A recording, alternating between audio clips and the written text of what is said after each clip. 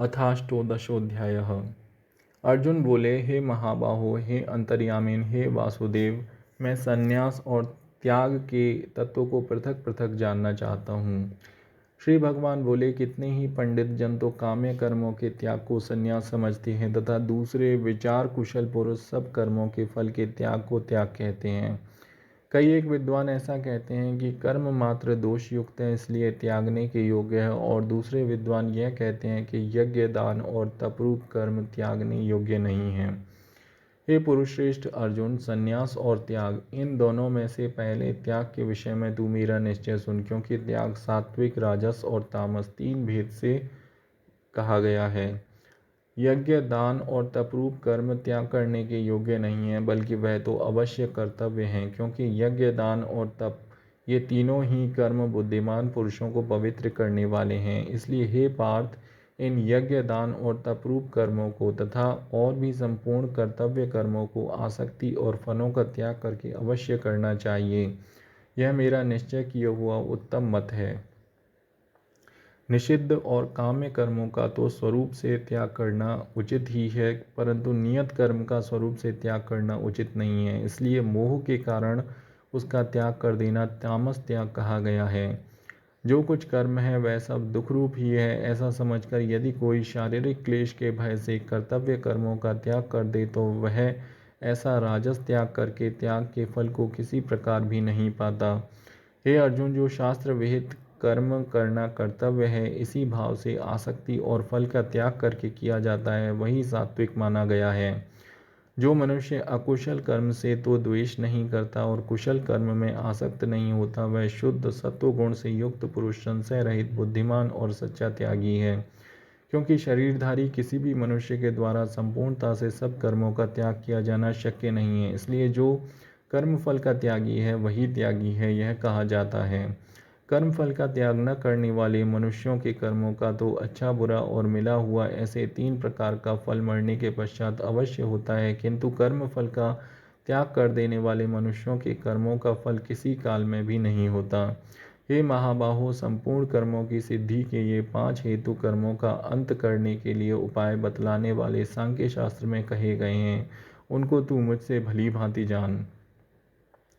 इस विषय में मेरी अर्थात कर्मों की सिद्धि में अधिष्ठान और कर्ता तथा भिन्न भिन्न प्रकार के करण एवं नाना प्रकार की अलग अलग चेष्टाएं, और वैसे ही 5वां हेतु देव है।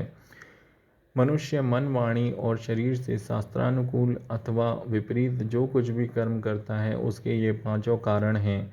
परंतु ऐसा होने पर भी जो मनुष्य अशुद्ध बुद्धि होने के कारण उस विषय में यानी कर्मों के होने में केवल शुद्ध स्वरूप आत्मा को ही कर्ता समझता है, वह मलिन बुद्धि वाला अज्ञानी यथार्थ नहीं समझता।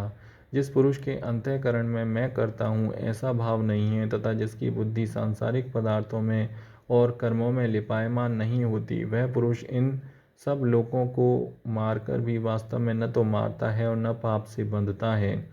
ज्ञाता, ज्ञान और ज्ञेय ये 3 प्रकार की कर्म प्रेरणा हैं, और कर्ता, करण तथा क्रिया ये 3 प्रकार का कर्म संग्रह है। गुणों की संख्या करने वाले शास्त्र में ज्ञान और कर्म तथा कर्ता गुणों के भेद से 3-3 प्रकार के ही कहे गए हैं, उनको भी तू मुझसे भली भांति सुन। जिस ज्ञान से मनुष्य पृथक पृथक सब भूतों में एक अविनाशी परमात्मा भाव को विभाग रहित समभाव से स्थित देखता है, उस ज्ञान को तो तू सात्विक जान। किंतु जो ज्ञान अर्थात जिस ज्ञान के द्वारा मनुष्य संपूर्ण भूतों में भिन्न भिन्न प्रकार के नाना भावों को अलग अलग जानता है, उस ज्ञान को तू राजस जान। परंतु जो ज्ञान एक कार्यरूप शरीर में ही संपूर्ण के सदृश आसक्त है तथा जो बिना युक्ति वाला, तात्विक, अर्थ से रहित और तुच्छ है, वह तामस कहा गया है। जो कर्म शास्त्र विधि से नियत किया हुआ और कर्तापन के अभिमान से रहित हो तथा फल न चाहने वाले पुरुष द्वारा बिना राग द्वेष के किया गया हो, वह सात्विक कहा जाता है। परंतु जो कर्म बहुत परिश्रम से युक्त होता है तथा भोग को चाहने वाले पुरुष द्वारा या अहंकार युक्त पुरुष द्वारा किया जाता है, वह कर्म राजस कहा गया है। जो कर्म परिणाम, हानि, हिंसा और सामर्थ्य को न विचार कर केवल अज्ञान के आरंभ से किया जाता है, वह तामस कहा जाता है। जो कर्ता संग रहित, अहंकार के वचन से न बोलने वाला, धैर्य और उत्साह से युक्त तथा कार्य के सिद्ध होने और न होने में हर्ष शोकादि विकारों से रहित है, वह सात्विक कहा जाता है। जो कर्ता आसक्ति से युक्त, कर्मों के फल को चाहने वाला और लोभी है तथा दूसरों को कष्ट देने के स्वभाव वाला, अशुद्धाचारी और हर्ष शोक से लिप्त है, वह राजस कहा गया है। जो कर्ता अयुक्त, शिक्षा से रहित, घमंडी, धूर्त और दूसरों की जीविका का नाश करने वाला तथा शोक करने वाला, आलसी और दीर्घसूत्री है, वह तामस कहा जाता है। हे धनंजय, अब तू बुद्धि का और धृति का भी गुणों के अनुसार 3 प्रकार का भेद मेरे द्वारा संपूर्णता से विभाग पूर्वक कहा जाने वाला सुन। हे पार्थ, जो बुद्धि प्रवृत्ति मार्ग और निवृत्ति मार्ग को, कर्तव्य और अकर्तव्य को, भय और अभय को तथा बंधन और मोक्ष को यथार्थ जानती है, वह बुद्धि सात्विकी है।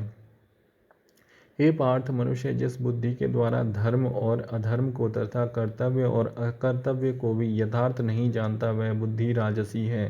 हे अर्जुन, जो तमोगुण से घिरी हुई बुद्धि अधर्म को भी यह धर्म है ऐसा मान लेती है तथा इसी प्रकार अन्य संपूर्ण पदार्थों को भी विपरीत मान लेती है, वह बुद्धि तामसी है।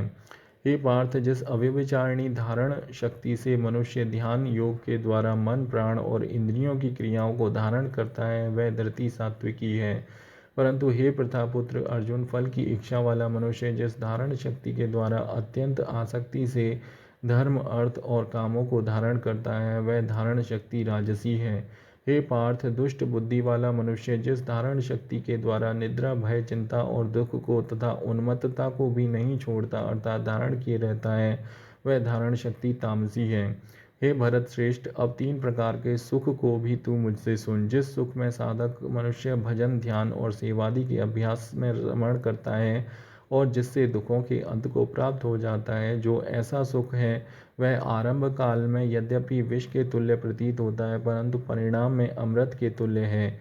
इसलिए वह परमात्मा विषयक बुद्धि के प्रसाद से उत्पन्न होने वाला सुख सात्विक कहा गया है। जो सुख विषय और इंद्रियों के संयोग से होता है, वह पहले भोग काल में अमृत के तुल्य प्रतीत होने पर भी परिणाम में विष के तुल्य है, इसलिए वह सुख राजस कहा गया है। जो सुख भोग काल में तथा परिणाम में भी आत्मा को मोहित करने वाला है, वह निद्रा, आलस्य और प्रमाद से उत्पन्न सुख तामस कहा गया है। पृथ्वी में या आकाश में अथवा देवताओं में अथवा इसके सिवा और कहीं भी ऐसा कोई भी सत्व नहीं है जो प्रकृति से उत्पन्न इन तीनों गुणों से रहित हो। हे परंतप, ब्राह्मण, क्षत्रिय और वैश्यों के तथा शूद्रों के कर्म स्वभाव से उत्पन्न गुणों द्वारा विभक्त किए जाते हैं।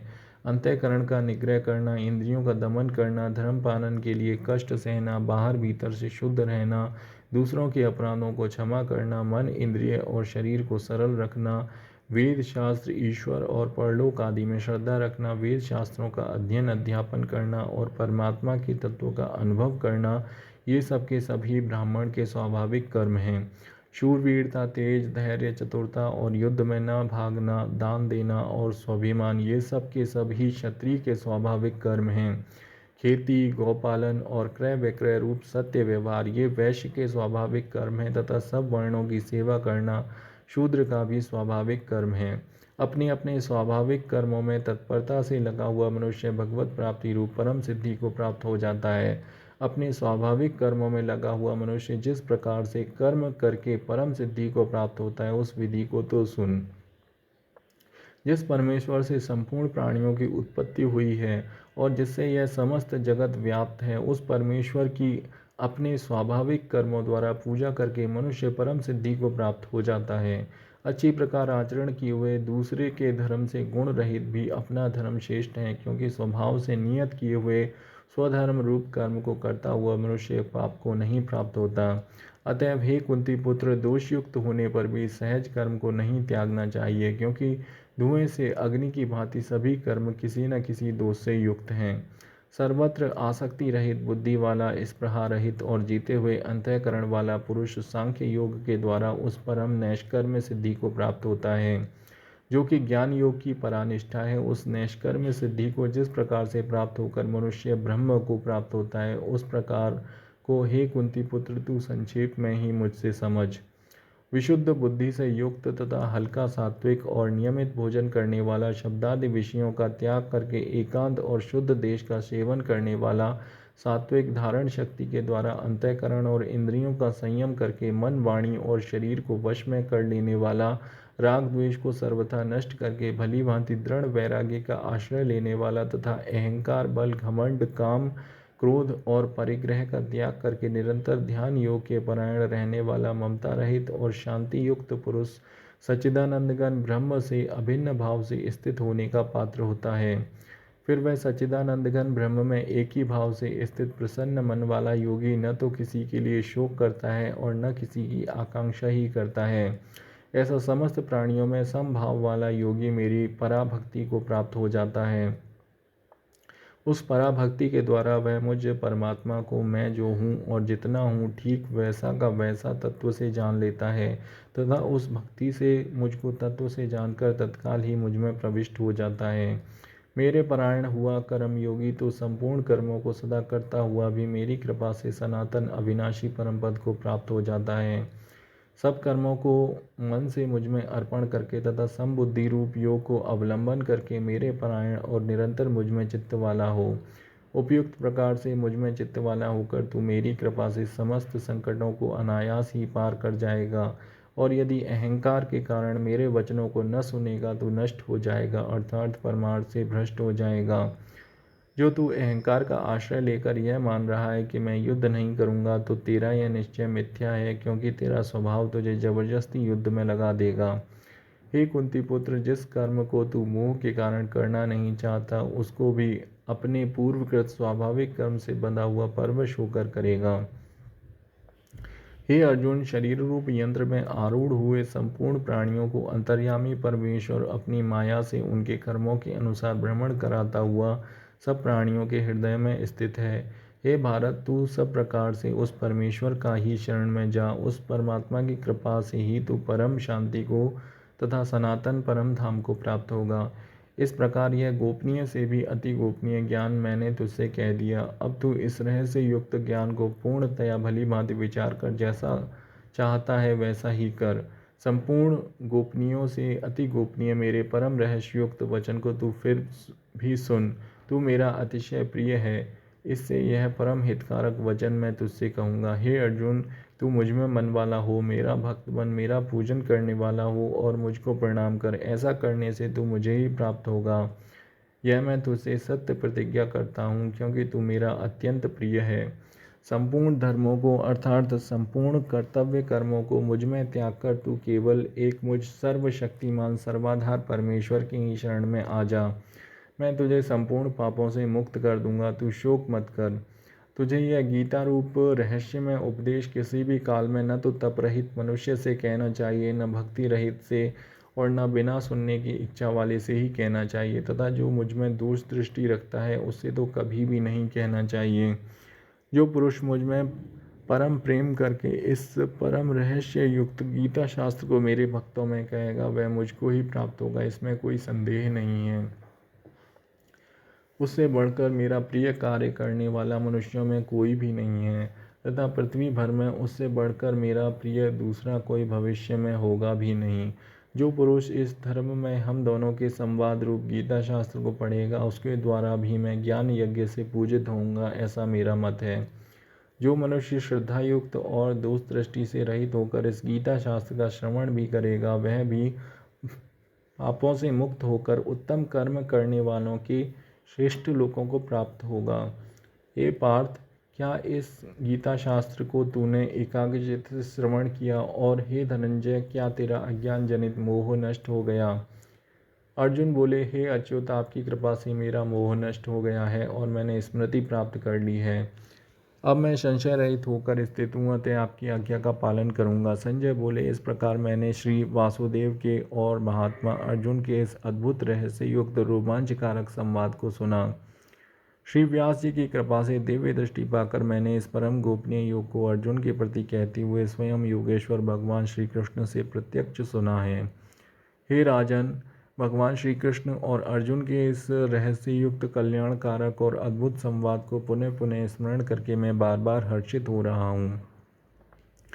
हे राजन, हे श्री हरि के उस अत्यंत विलक्षण रूप को भी पुनः पुनः स्मरण करके मेरे चित्त में महान आश्चर्य होता है और मैं बार बार हर्षित हो रहा हूँ। हे राजन, जहाँ योगेश्वर भगवान श्री कृष्ण हैं और जहाँ गांडीव धनुषधारी अर्जुन हैं, वहीं पर श्री विजय विभूति और अचल नीति है, ऐसा मेरा मत है। ओम तत्सति। श्रीमद्भगवद गीता सूपनिषत्सु ब्रह्म विद्यायां योग शास्त्रे श्री कृष्णार्जुन संवादे मोक्ष संन्यास योगो नामाष्टदशोऽध्यायः।